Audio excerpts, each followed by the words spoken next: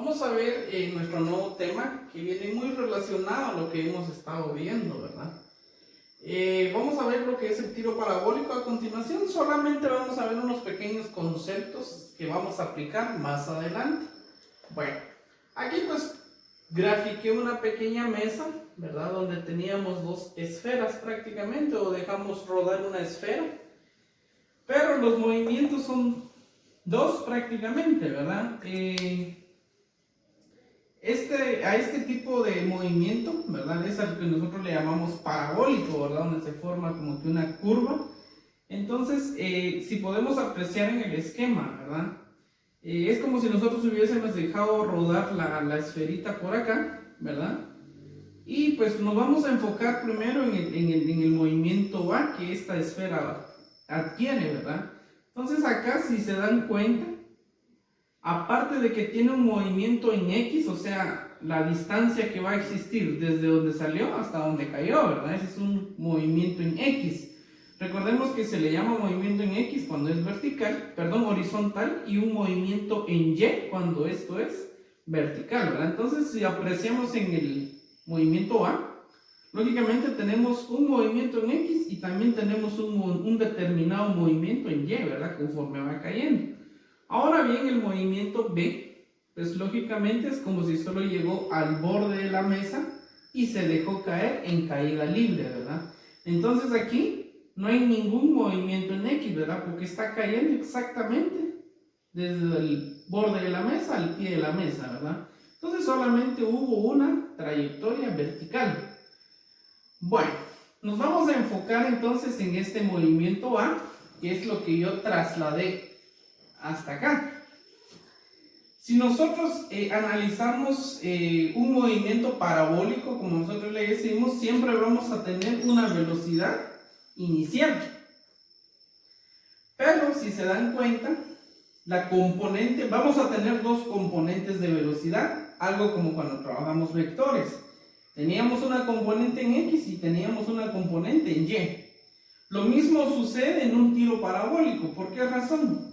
Por lo que les mencionaba acá, ¿verdad? Solo enfoquémonos en el movimiento A. Cuando nosotros lanzamos un objeto, un lanzamiento horizontal o un parabólico, ¿verdad? Pues lógicamente va a ir adquiriendo cierta distancia desde donde se lanzó, ¿verdad? Por ejemplo, 4 metros, 19 metros, 44 metros, dependiendo hasta dónde caiga, ¿verdad? Bueno, la componente de velocidad en X jamás va a cambiar, por eso lo estoy representando con una flecha de igual magnitud o de igual tamaño, ¿verdad? Eso significa que se va a mantener constante.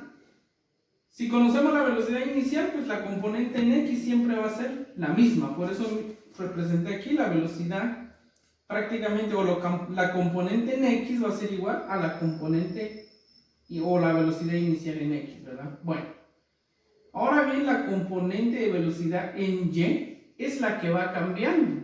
¿Por qué razón? Porque prácticamente conforme va alejándose el objeto o conforme va cayendo, ahora lo vamos a analizar verticalmente. Recuérdense que en caída libre, ¿verdad? Conforme va cayendo un objeto va adquiriendo mayor aceleración. Entonces es por eso que las flechas aquí van aumentando. Porque la velocidad en Y, o sea la componente en Y, siempre va a ir aumentando. Entonces, estos son dos conceptos que quiero que les quede claro cuando trabajemos el parabólico. La componente en X nunca va a cambiar, siempre va a ser la misma, porque aquí, recuérdense que no afecta la gravedad. ¿Dónde afecta la gravedad? En caída libre, ¿verdad? Que es en el tiro o en el movimiento vertical, ¿verdad? Por esa razón que aquí se mantiene constante, en cambio la componente en Y es la que va a cambiar. Bueno. Y por último tenemos la velocidad resultante, ¿verdad? En cualquier punto del sistema o en cualquier punto que vaya el objeto, para calcular la velocidad resultante tenemos que calcular las dos componentes, en X y en Y, ¿verdad? Entonces para calcular la resultante es como el teorema de Pitágoras, ¿verdad? El componente en X al cuadrado más componente en Y al cuadrado, ¿verdad? Y a eso le vamos a extraer la raíz cuadrada y eso nos sirve a nosotros para determinar la velocidad en cualquier punto del sistema, ¿verdad? Bueno, Esto es para iniciar nada más. Existe componente en X de movimiento en X y en Y, ¿verdad? Por ejemplo, ¿qué posición va a tener el objeto, por ejemplo, acá en X? O sea, ¿a qué distancia estamos horizontalmente? Podemos hallar también cuál es su posición verticalmente. Entonces también existe la componente de posición en X y en Y. Que eso a continuación, por falta de espacio, no se los agregué acá, ¿verdad? Pero también existen componentes. Y de igual manera, ¿verdad? ¿Cuánto tiempo va a tardar un objeto en llegar a una determinada distancia, ¿verdad? O el alcance que nosotros le llamamos. Bueno, entonces a continuación vamos a ver un pequeño ejemplo. Quizá aquí no se comprendió casi nada, pues solo son conceptos básicos, como les digo. Y ahorita pues vamos a ver un pequeño problema de aplicación en el cual pues vamos a ir aplicando todos estos conceptos básicos. Bueno, vamos a continuar entonces con el pequeño ejemplo donde vamos a ver todos los conceptos básicos en un solo ejemplo, ¿verdad? Bueno, como les decía, me faltaban algunas fórmulas que no se las pude introducir anteriormente. Entonces acá tenemos, si nosotros queremos hallar una posición horizontal, o sea, el valor de X, en X prácticamente, utilizamos la componente de la velocidad inicial en X por tiempo. Si nosotros queremos hallar, por ejemplo, la posición vertical, o sea, a qué altura va, por ejemplo, en este caso, yo tengo en este problema, Y es igual a 70 metros. Bueno, como les decía, si yo quisiera hallar la posición vertical, cualquier posición conforme va cayendo el objeto, pues utilizamos esta fórmula. Estas son posiciones, no lo vayan a confundir con velocidades, ¿verdad? Y si se dan cuenta, en ambas fórmulas pues nos piden hallar el tiempo, o sea, el tiempo es necesario siempre poder determinarlo. Entonces, si nosotros queremos hallar el tiempo, es únicamente 2 veces la altura dividido la gravedad. Aquí la gravedad sí va a funcionar con signo positivo, ya que conforme el objeto va cayendo, casi como en caída libre, pues va adquiriendo mayor velocidad, ¿verdad? Bueno, tenemos un problema entonces donde dice: desde lo alto de un edificio de 70 metros de altura es lanzado horizontalmente una esfera con una velocidad inicial de 30 metros por segundo. Inciso A, ¿qué tiempo tarda la esfera en tocar la calle? ¿Verdad? O sea, desde que es lanzada hasta acá, hasta que toca la calle, ¿cuánto va a tardar? ¿Verdad? Es lo que tenemos que hallar. Inciso B, ¿cuál es la distancia del pie del edificio a donde cae la esfera? O sea, el pie del edificio, ¿verdad? O sea, acá, hasta donde va a caer la esfera, ¿verdad? Entonces, como es X, vamos a utilizar la posición horizontal, ¿verdad? Entonces, vamos a utilizar esta fórmula. Bueno, inciso C, encontrar la componente horizontal y vertical de la velocidad al tocar la esfera, el piso. ¿Qué quiere decir esto? Que vamos a ver cuál es la componente de la velocidad en X cuando tocó el piso y cuál es la componente de la velocidad en Y cuando toca el piso. Y el inciso D, pues lógicamente me está pidiendo la velocidad resultante con la que tocó el piso. Entonces, por esas razones que estamos hallando las dos componentes, ¿verdad? Recuérdense que en la fórmula de la velocidad resultante yo les dije que por lógica tenemos que hallar las dos componentes, ¿verdad? Aquí no era necesario que yo pusiera, por ejemplo, el inciso C. Si yo solamente les hubiera puesto calcular la velocidad resultante al tocar el piso, ustedes ya saben que tienen que calcular velocidad en X y velocidad en Y, porque eso es lo que necesita la resultante. Bueno, aprovechando el pequeño espacio que tenemos acá, vamos a resolver el inciso A. ¿Qué nos dice el inciso A? Vamos a ver cuánto se tardó la esfera en tocar o en llegar a tocar el piso, ¿verdad? Entonces utilizamos nuestra fórmula del tiempo, que sería tiempo es igual 2 veces la altura dividido la gravedad. Por falta de espacio yo no extraje mis datos, pero aquí ¿qué datos nos están dando? Nos están dando una altura de 70 metros, la velocidad inicial que es de 30 metros sobre segundos, ¿verdad? Son los únicos datos y ya sabemos que la gravedad, pues, dependiendo en qué sistema estemos trabajando, pues, la vamos a conocer. 9.8 si es en el internacional y 32.2 si es en el inglés. Entonces vamos a ver cuánto nos queda nuestro tiempo por acá. Sustituimos, este 2 es una constante, siempre va a ir ahí. ¿Quién es Y? Esto, ¿verdad? 70 metros, la altura desde que se lanzó el objeto, dividido la gravedad, que es 9.8 metros por segundos al cuadrado. Entonces el tiempo sería igual a 2 por 70, me va a dar 140 metros, dividido 9.8 metros por segundos al cuadrado. Acá pues primero tendríamos que hacer la división, ¿verdad? Yo por falta de espacio me voy a saltar ese procedimiento, pero ustedes ya saben, ¿verdad? Primero se divide, el resultado de la división le extraemos raíz cuadrada y esto va a ser igual a 3.78. Como es un tiempo, esto va a estar determinado en segundos. Entonces acá estamos dando solución al primer inciso, ¿verdad? Bueno, como les digo, 2 por 70, Y, ¿quién es Y?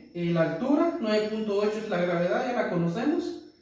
2 por 70, 140, primero divido y el resultado de la división le sacamos raíz cuadrada y nos da un total de 3.78 segundos. A continuación pues vamos a seguir con los siguientes incisos. Bueno, vamos a continuar entonces con el inciso B.